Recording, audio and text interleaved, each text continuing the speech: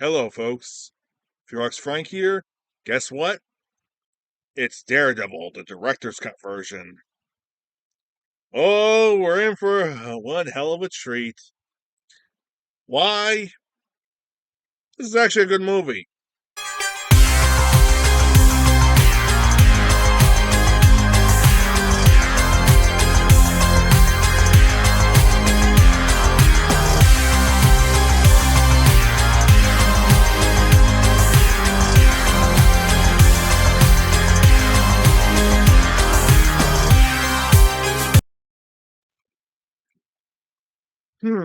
What can we say about this film? Well, for one thing, the director's cut version of Daredevil is vastly different from the theatrical cut version. It's what we have here on the cover. It says director's cut Daredevil, double D, and down here it says a, a daring new vision. So, what makes this movie different? Well, for one thing, the original cut version you can find practically anywhere, especially on Disney Plus, is the PG-13 cut. Wow. Although this one is not on Disney Plus. Why? Because it's rated R. Yeah, get a good look at that. It's rated R. How is it R rated? Well, here's a fun fact. It has 30 minutes of additional footage. Yeah. So, well, the other one was about close to an hour and like over an hour and a half. This one is over 2 hours long. And, well, if you ever see Batman v Superman Dawn of Justice, it's a lot better. I mean, seriously, like, there was a 2.5 hour cut version of Batman v Superman, and then there was a 3 hour cut version, which was a fucking masterpiece. Especially if you saw Zack Snyder's Justice League, which was like, what, 4 hours long? Holy shit. So does that make this film any better? Well, for one thing, yeah, it's actually better than I thought it was going to be. Here's the thing. When I was a teenager in high school at the time, I actually got this film on VHS. All right? I got this film on VHS back in high school. I just didn't give a damn. Plus, I heard a lot of people say a lot of crap about it. So I bought it from high school, watched it, and ironically, I kind of enjoyed it. Then I brought it into high school, and everybody decided to, okay, let's pop it in and watch it. And shocker is we all kind of liked it. What? How? Well, apparently the problem is it was basically trying to be an average superhero film from that time period. All right, so it wasn't really that bad. But then the following year, this came out. Yeah, this came out the following year, and I actually wound up buying the and this was like around my junior year in high school. So I figured, you know what, I had some cash. I saw it on sale, so I figured, fuck it, I'm just gonna buy it and see what's the difference between the two films. And oh boy, I was not expecting this version of the film whatsoever. Oh no, this one is a lot more darker, slightly more violent, and there's an entire subplot that was removed from the movie that, in the end, makes a lot of sense and it connects to the main storyline. Why it was removed, I have no idea. Now, apparently, from what I found out, the director's cut version was actually made and originally supposed to be distributed in theaters, but apparently Fox didn't want this version because it was R rated. They wanted it to be brought into a wider audience, so they actually made some. So they actually, so in post production, they made a bunch. So they had to do reshoots late in post production, and of course, at like redo the film, re-edit the movie, and cut a lot of shit out of it though, just to give it the one that Fox really wanted. And the end result was they should have released this version in theaters instead. It's a lot better. What the fuck? Then again, usually they never learn. They never learn. I mean, now look at now look at Fox Entertainment. It got absorbed by Disney. Yeah. As a matter of fact, in the new Deadpool and Wolverine film that's coming out, you can clearly see the 20th Century Fox logo. It's in the background as Wolverine and Deadpool about to kill each other, which is not surprising. Also, also a bit of a fun fact. Apparently, Daredevil himself Elektra is confirmed to make an appearance in that film, but even Daredevil may actually make an appearance. So it's sort of like a weird situation. Plus, I decided, what the hell, might as well do this film now before that film ever comes out. So, what's the difference exactly?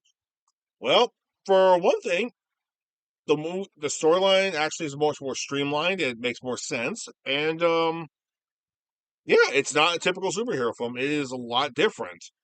If anything, it's underrated at best. Nowadays, Daredevil is now considered a cult classic, but the director's cut version is considered a true film, which is kind of funny. So, enough with the mingling. Let's just get on with it. Both the movie basically starts off with Daredevil actually falling into a church, almost dying because he's wounded, and the priest comes by and actually takes his mask off. We get the introduction of Daredevil saying, "Even the life they say when you die, your life flashes before your eyes, and it's even true, even for a blind man." Yeah, so for a blind man, he can see life as flashing before his eyes. So we get like an introduction of him as a kid, and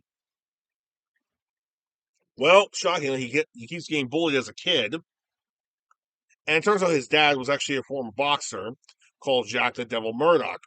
Mm, But the thing is, the reason why he's called the Devil is because he fought like the devil, and well, the name stuck. So Jack the Devil Murdoch, great.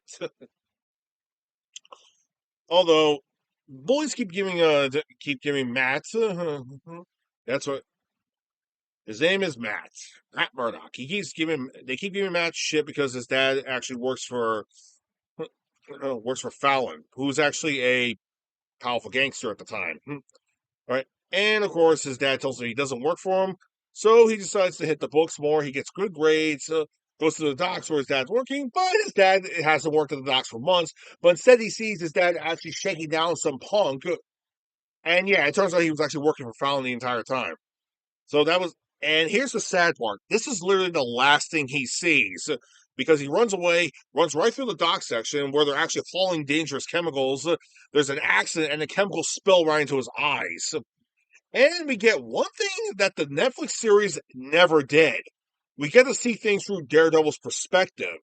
Yeah, that's one thing a lot of people actually like about this movie series in both versions, in theatrical and this version of the director's cut. We see things in sonar vision, which is something Daredevil is known for seeing.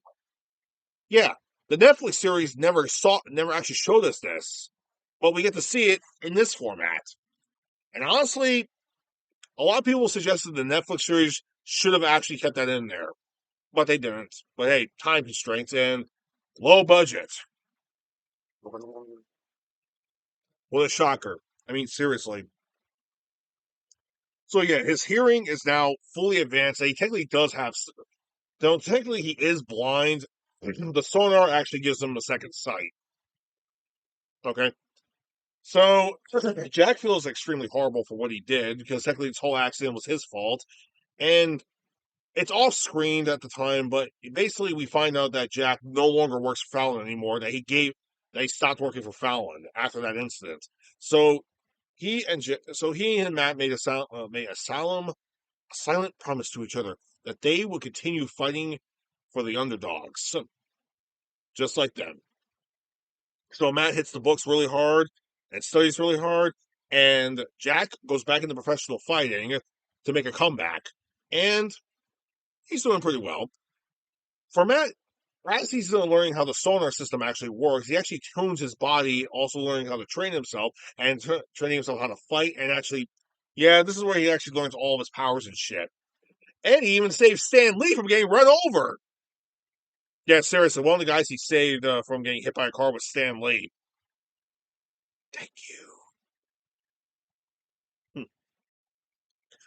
And so now Jack gets the opportunity for a prize fight for the heavyweight champion of the world. And it turns out Fallon actually paid most of his fighters to take dives against Jack. Go figure. Yeah. While Fallon's there, so he says it's time for Jack to throw a fight. And he doesn't throw the fight. No, instead, like he said, he was no longer working for Fallon anymore.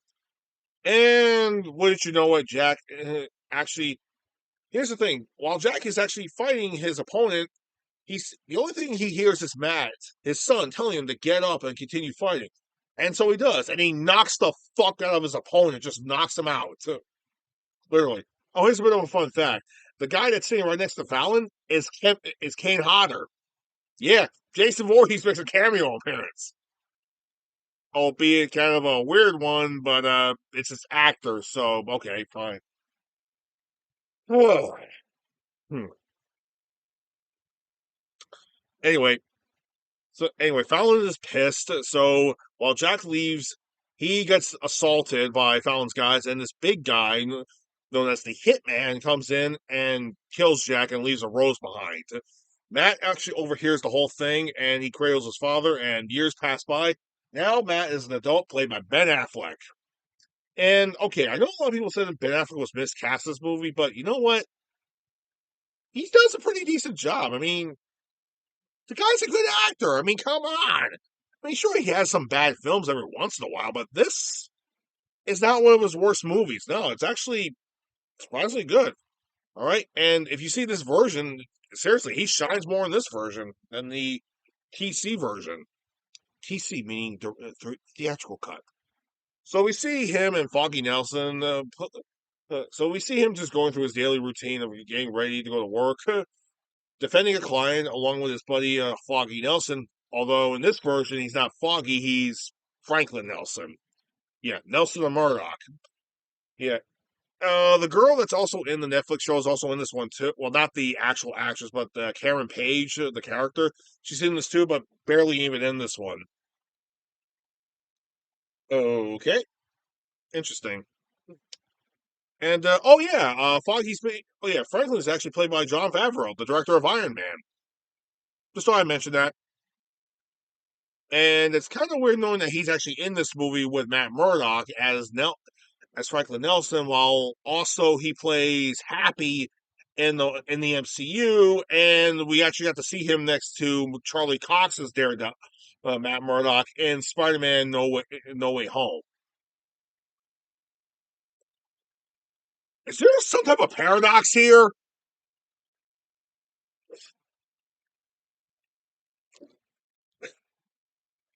So they tried defending a client and actually try to get somebody actually put into prison called Jose Quesada, and turns out he's a gangster, and he apparently sexually assaulted a woman, and unfortunately, thanks to his attorney, he gets off scot free. And of course, they're both pissed about it, so Nelson's like, you know what? And of course, Murdoch actually said jokes to saying that the Kingpin is probably footing the bill. The thing is, Kingpin is sort of an unknown crime figure. He is a faceless figure in the world of crime. He is the king of all crime in New York, that he owns the city. So yeah, it's because of him. Yeah, Casado got off scot free. And he is screwed because now instead of actually Nelson says to go get drunk, while Murdoch says, "No, I got work tonight." Okay, and he dresses up in Daredevil, in his Daredevil attire, and the costume is okay-ish. Don't get me wrong, I will say the Netflix version is a lot better, but this one's more like a motorcycle stuntman attire. And to be fair, Ben Affleck said the costume wasn't that comfortable. I mean, he was more comfortable playing Batman amongst all things. Keep that in mind. He was comfortable playing Batman in the costume rather than being in this one. And speaking of which, just like Batman, Ben Affleck apparently did a good majority of the stunts on his own until they had to switch over to the stunt double or the CGI stunt double that they used for the intense parkour scenes. So yeah, he makes it over to the biker bar where Casada is, and the biker bar the scenes are more extended and a fight breaks out. Yeah, Daredevil causes a fight, and the fight scene is extended in this version. It is actually longer in this version, where we see him actually pummeling people, beating the shit out of everybody. Oh man, all this, and Casada he is just trying his best, trying to get away from the man without fear, from the Daredevil himself. And of course, after he beats everybody down, he actually walks across the pool tables, which are on fire, by the way. And there's actually a really good shot of him actually standing above the table, kneeling down, and says, "Casada, time to give the devil his due." Casada runs away into the subway system, where Dee Dee ultimately follows him down there. But here's the problem with his hearing: when he's in a high frequency area, like a high intense noises tend to bother the shit out of him. So he does catch up with the Casada, and the train actually disrupts him a little bit, though. But he actually does knock down Casada on top of the railway, on top of the rail system, where the trains are. Yeah, he just falls right onto the track, and we hear a cracking noise, where clearly his back is broken. Yep. So Casada is right there on the track, and he sees the light at the end of the tunnel. And to be fair, this line's okay in my opinion. Where we see Daredevil say, "Hey, that light at the end of the tunnel, that ain't heaven. That's the C train." And the train runs him over, cutting him in half. So, yeah, it's kind of considerably R-rated, but we don't really see much of it. The police come by, and we're introduced to Ben Urich, played by Joe Pagliano, a post reporter who actually now thinks and knows that Daredevil is responsible for this. The lead detective on the case, so I'm just going to call him Detective, he says that Daredevil is not responsible. But there's a huge clue that says that Daredevil was responsible. So, okay. We actually get the next day we meet Electra King, and there's a bit of a funny joke in this one. Apparently, Franklin and Matt get into a bit of an argument where Matt asks him to pass over the honey for his coffee, and he gives him mustard instead. And well, here's the thing. He does pour the mustard in, but here's what he does. When Electra comes by and she walks past and they're both distracted by it, what does Matt do? Yeah. He switches to coffee. How did he know it was actually the mustard? Okay, here's a bit of a fun fact. The mustard is actually in a smooth cylinder-like container, all right, while the honey is in a container shaped like a bear.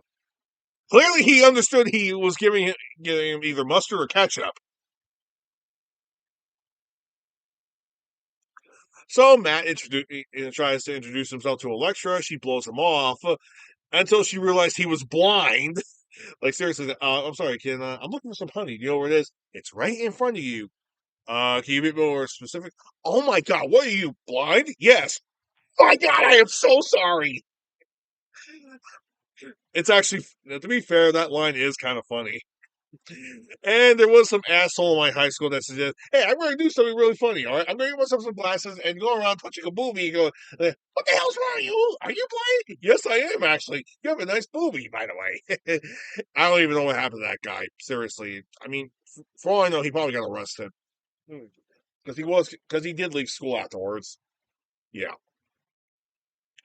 want to be gangster. Never a good sign. Anyway, Franklin drinks the mustard coffee. I guess it's a surprise.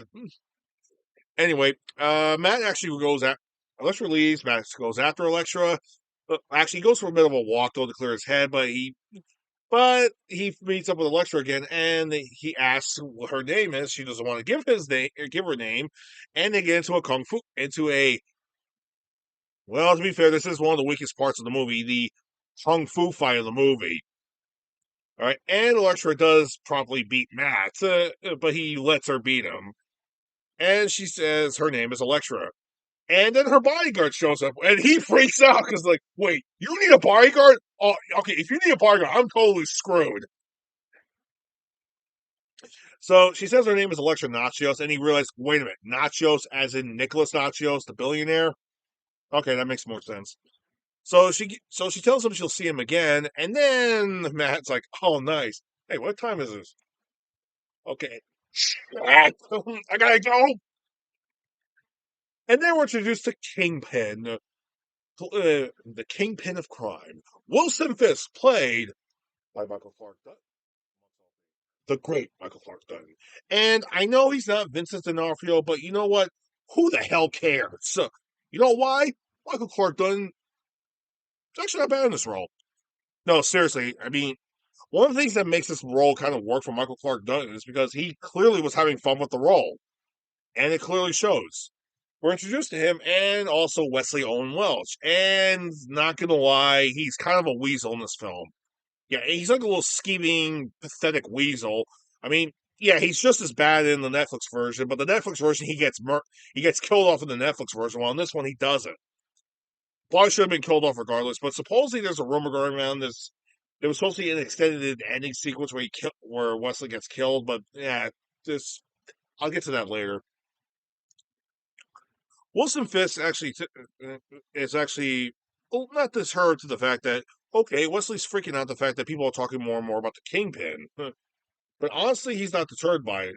He goes up to his two bodyguards and is like, you know what? They used to execute their own men for no apparent reason. I know you don't like the violent stuff, but me personally, I love the physical stuff.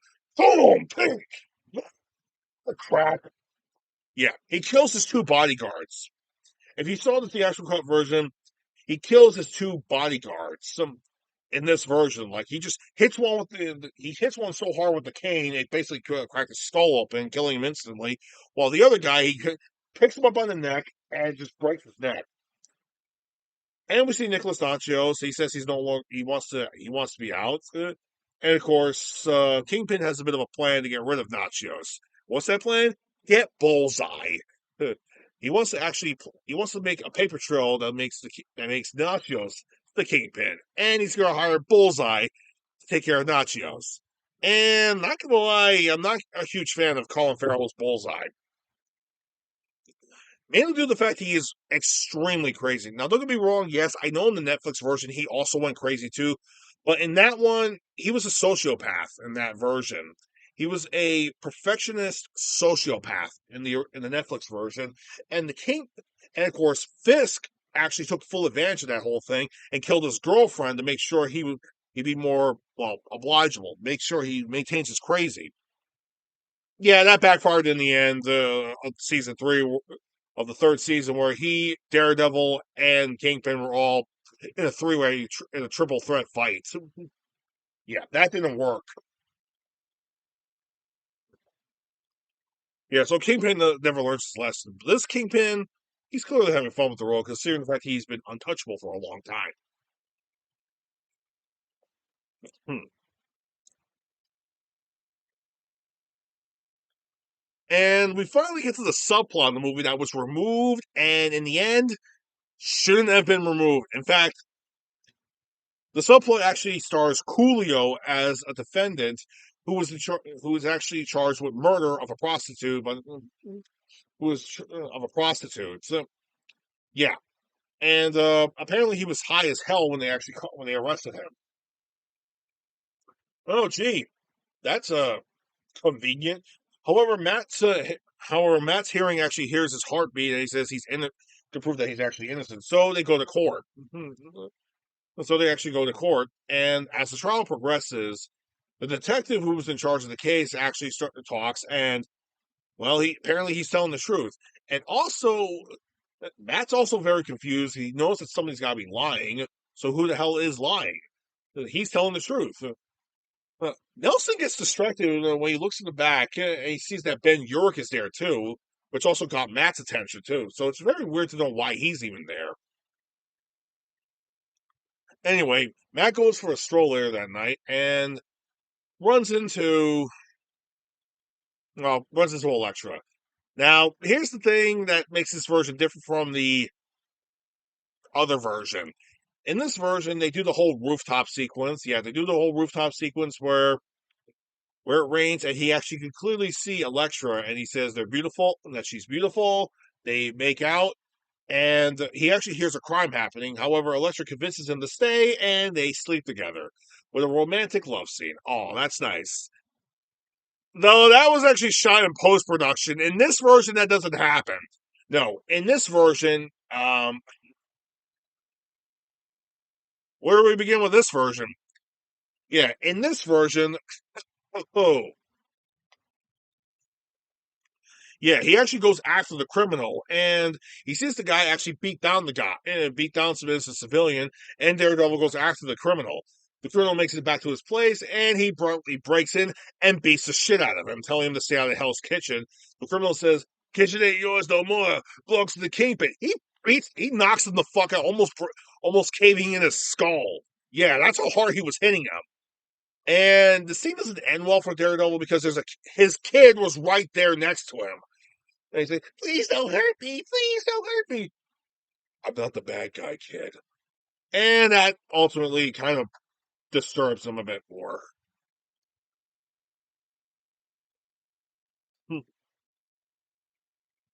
So the next day, they actually, while they're in the office, they're talking about they get a letter from Electra Nacho so they invite him to the ball.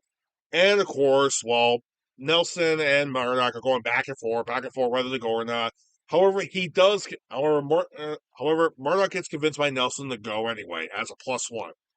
So they go to the ball. They meet a lot of people, and of course, they meet Ben Urich. They have some small talk pleasantries, and then they meet Wilson Fisk. And of course, Wesley, being a fucking douchebag that he is, this guy really deserves to get seriously. This guy really deserves to die. I'm not gonna lie. He's the type of skeeving little weasel character that basically deserves to die. Ay, ay, ay. By the way, I do have to mention something else too. Before the court case, actually, before they actually went to court with Coolio's character, okay, here's what happened. They actually go to the prostitute's place. They actually go to the prostitute's place, and Matt does his thing and everything. And of course, they don't find anything until he goes on her desk, and he notices there's something written on her desk, but by a ballpoint pen. It was actually engraved in the wood. So he writes it down as MOM 68. Okay, great. So her mother was coming in. Okay, that's brilliant. Anyway, back to the party. Kingpin Fisk actually talks to both of Nelson and Murdoch and saying he would actually mind actually having these people working for them. Although although Wesley doesn't give a shit. He says he'd rather just kick him over to the curb. Yeah, that's gonna come back and bite him in the ass. Anyway, Nelson tries to charm Murdoch. I mean, tries his best to charm Owen Walsh. He kicks him to the curb like a douchebag. Anyway, Murdoch and Electra are having a lovely little dance together. Oh, how romantic! Until Fisk goes right by Mr. Nachios and actually gives Electra's father the same type of rose that we saw on Matt Murdoch's father. Oh dear! I wonder if he was the killer of Matt Murdoch's dad. Hmm. Oh yeah, I kind of negated like a Bullseye. We see Bullseye be introduced at a pub in Ireland, at some pub in England or some. I don't know where the hell he is exactly. They say he's over in Ireland at this point, but either way, he wins a game of darts, and the pub owner refuses to give him the money. So okay, eventually he gives him the money, and he says he's nothing more about a piece of bloody Irish trash. So I'm guessing he's in a pub in England somewhere. And what does he do? He gets a paperclip. He bends it straight, and then he cuts it and then he breaks a little pieces off it and throws it at the guy's neck, cutting his airway off and killing him. Okay. We see him go to an airport, and he's being a real douchebag at the airport. So, then again, but I would say he is being a real douchebag, but it's Colin Farrell just having fun with the role. So, okay, whatever. And then we see him at the on the airplane, and this old woman who's next to him is talking constantly. She won't shut up. And what does he do? He's got he's got headphones on, and he has the music cranked up, and she's still getting through to him. So what does he do? Breaks open a bag of peanuts and thunk into her mouth. Oh, she's sleeping. Would you like anything else, sir, before we land? Can I have some more peanuts, please? Anyway, he kills a biker and he steals the guy's bike. So anyway, back to the party. Nachios decides to leave. Actually goes with him. Matt decides to leave too and dresses up as Daredevil. At this point in time, then Bullseye catches up to them, and of course he kills the drivers. And Daredevil comes in between Bullseye and Nachios. So what does he do? He takes out one of his shurikens from his yeah. Apparently his buckle actually has shuriken blades in it though. So he takes out one of his blades, throws it at Daredevil, matrixed it. I miss. I never miss. He gets on the motorcycle and tries to run him over until Daredevil jumps and kicks him. Also, he dropped one of his sticks. I should mention Daredevil has a bunch of combat sticks in this version, just like he does in the Netflix version as well. So he dropped one of his sticks. Bullseye grabs it and throws it at Nachios. And I know what you're thinking. How come he didn't grab it? Well, the bike that Bullseye took actually explodes, which interrupts Daredevil's vision, his sonar vision. So he misses grabbing the stick, and it kills Nachios. So, Bullseye. Elektra thinks that Daredevil killed her father, and so she grabs a gun and opens fire on him. He leaves. So we get to the, that middle portion of the movie where all hope seems lost type of bullshit. Yeah. We got to and we cut to Bullseye actually meeting Fisk. Yeah. And of course, he tells Bullseye to go after Elektra. He says, sure, but he'll do Daredevil for free. And he's more than okay with that. And you know what? Here's one of the other things too here's one of the things that kind of makes this movie different from the other version. And the other version, like Bullseye says, "I want a bloody costume." In this version, since it's R-rated, we hear the original line, which was, "I want a fucking costume." Anyway, Nelson is actually at court while Murdoch decided not to attend. He had to attend Nachos' funeral.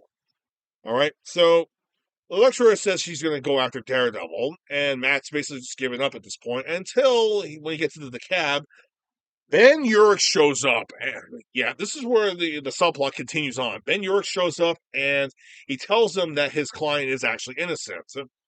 So Ben Urich, so basically, it turns out that the prostitute that was murdered was feeding Urich information about the kingpin. Yeah, that's why she was killed. Hmm. So, but it turns out she wasn't getting it directly from the kingpin himself. She was getting it from one of his henchmen, Pillow Talk, and so she was silenced because of that. Anyway, he also lets slip that the detective actually that he has a cousin in Hoboken, in New Jersey, and apparently he brought a very expensive car.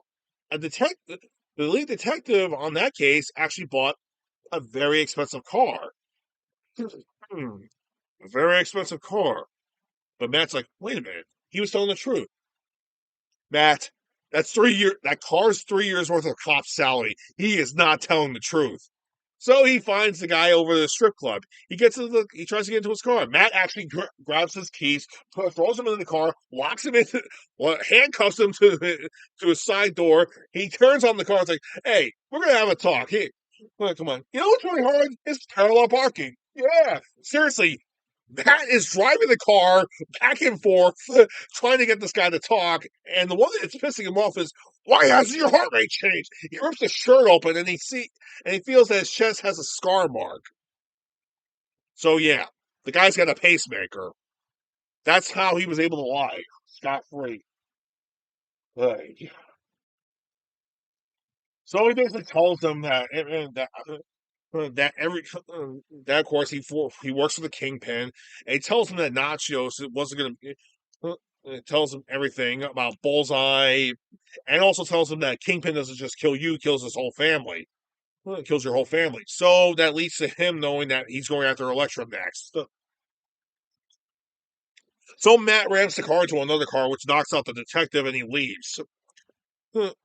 Back at the office, Nelson makes a surprising, thanks to Karen Page. Nelson makes a surprising discovery. It turns out that the paper that says "mom" and a specific date on it, though, which was like which was June 6th, which was June 8th, bomb, which has been useless in the whole investigation. But Karen remembers, but Karen asked him when the murder took place. He said August 9th. Well, it said said August 9th. Oh, so it turns out he was reading the thing upside down, and it says August 9th. And so it says 8-9. Wow, wow, wow, wow, wow. He takes out the card that Wesley gave him, and it says Wesley Owen Welch, and that's when it hit him. Wesley Owen Welch was the murderer.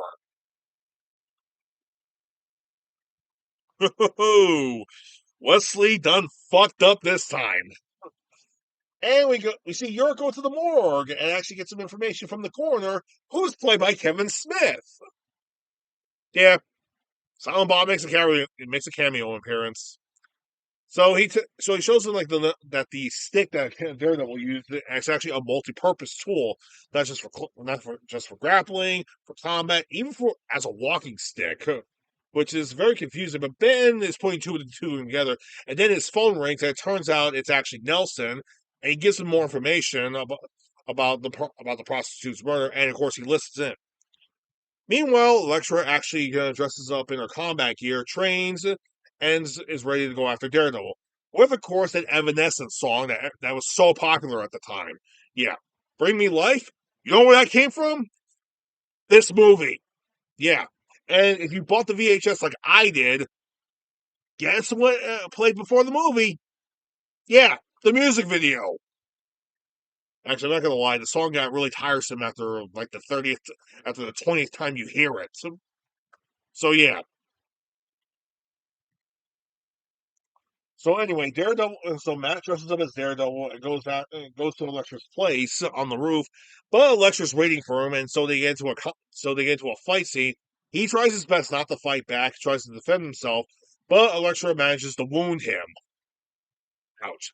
And then she rips his mask off, and then she discovers it was Matt, and he was trying to tell her the whole time that it was the Kingpin that caused her father's death, and it was a maniac hitman by the name of Bullseye. Which ding ding ding, who's in the roof next door? It's Bullseye. So she puts Daredevil's mask back on and tells him she'll be able to find him eventually. And of course, Elektra fights off Bullseye, and she's clearly outmatched against Bullseye. Yeah, Bullseye is too merciless, and he has fun playing with her. And he takes one of her sides and stabs her with it, and throws down the red rose to give her. This, of course, cuts back to, of course, Elektra supposedly dies, and the movie cuts right back to the beginning portion of the film.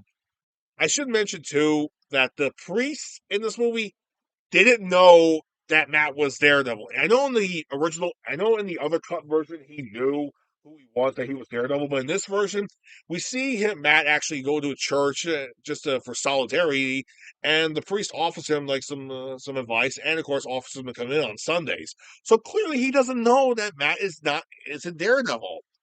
All right. When we see him later on back at the church again, when we see Matt confess that his sin is that he basically punishes those who deserve to be punished, who take the law and make the law unjust. It's like a whole thing, and of course, the priest tells him, "Oh, is that right?" Bullseye comes in, threatens the priest, and if he doesn't leave, he'll kill him. Matt actually puts his mask back on to become Daredevil once again, and of course, the priest leaves, and we get the fight scene between Daredevil and Bullseye, and it's like half CGI, half stunt work. It's a little bit of a mess, but it's okay to say the least. Uh, Eventually, as the fight progresses, Bullseye does realize the fact that Daredevil has a weakness against high frequency noises. So he keeps actually making more. So he actually rings the bell and actually makes Daredevil lose the fight eventually. He knocks him down, and the other detective, the main detective for the main storyline, comes in, and he of course has a SWAT team come in and has a sniper set up across the roof. Hmm, hmm, hmm. And at this point, Daredevil's now is down. He's not out though. Bullseye tells him like, huh, Fisk was right about you, Matt. You won't go down so easily. Fisk? Fisk is the kingpin? Oh, yeah. It's been the kingpin for years. As for the whole red, he told me to kill Nachios and to touch your pretty girlfriend, too. But the whole Red Rose thing, it's not really my thing at all. And Matt puts two and two together about the whole Red Rose thing because he remembers there was a rose at at Electra's crime scene. So he puts two and two together. That Wilson Fisk was the guy who murdered his father. And so, as Bullseye's about to kill Daredevil, yeah, he's got a big post. He's about to hit it right into Daredevil. He grabs his arms. Daredevil grabs his arms, but as they're struggling, he hears a gun getting cocked. It's the sniper rifle. The rifle fires, and he puts the Bullseye's hands right in the middle of the crosshairs, which of course actually incapacitates his hands. So it's like, oh, you took my hands. Show mercy.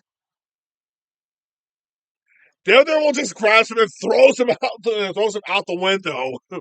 And at this point, Ben Urich actually comes right by, and Bullseye lands on this fucking car, right face plant into the windshield. And of course, Daredevil says, "Bullseye," and leaves. After Daredevil leaves, Ben Urich tells the lead detective that he has the lead on the prostitute's murder, and connects Wilson Fisk as the kingpin.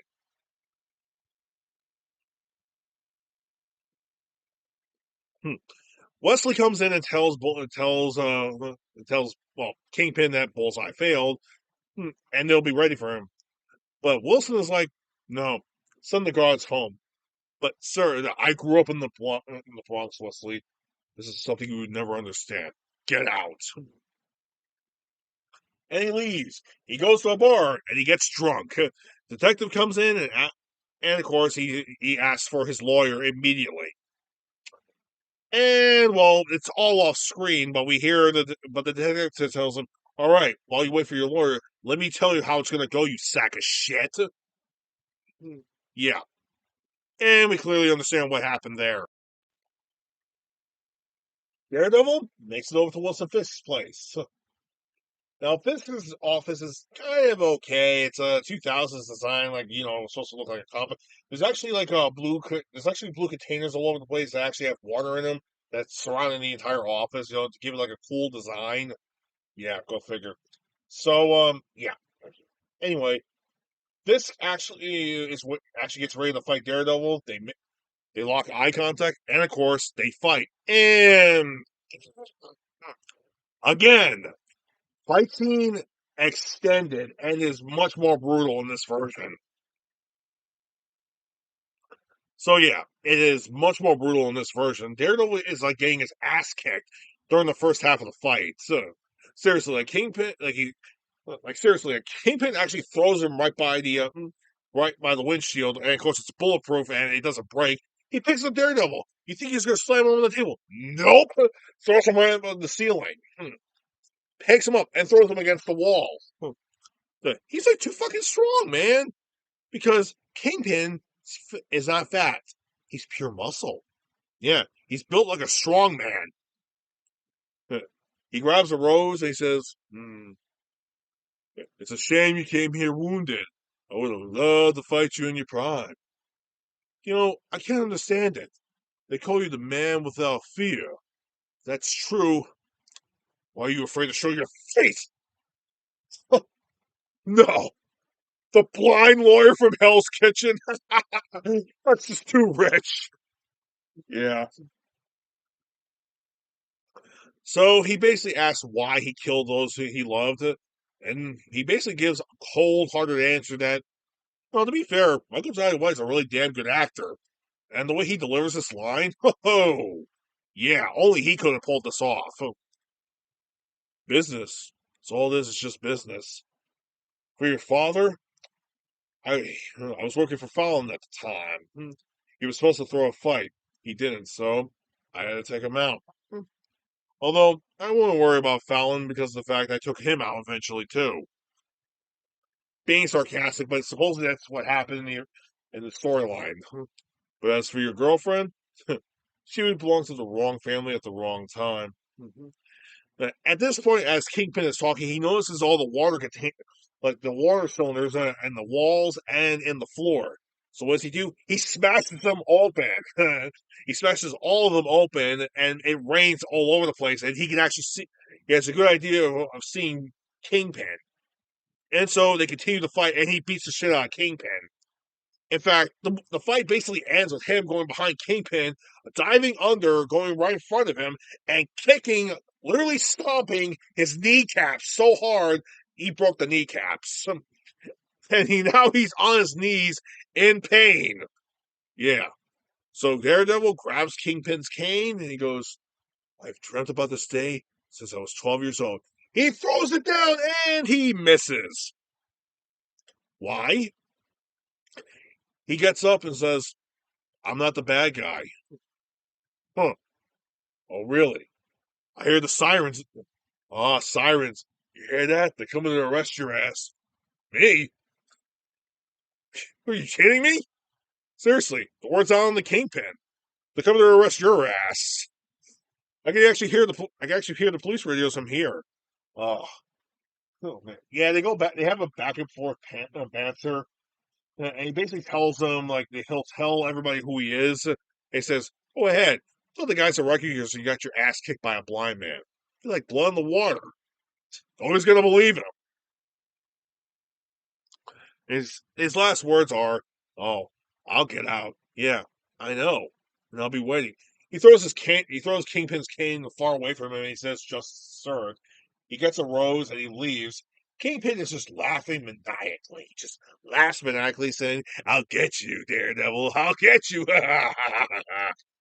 And we see a shot of Daredevil in front of the place where his father last fought, and he throws the rose onto the ground. "This is for you, Dad."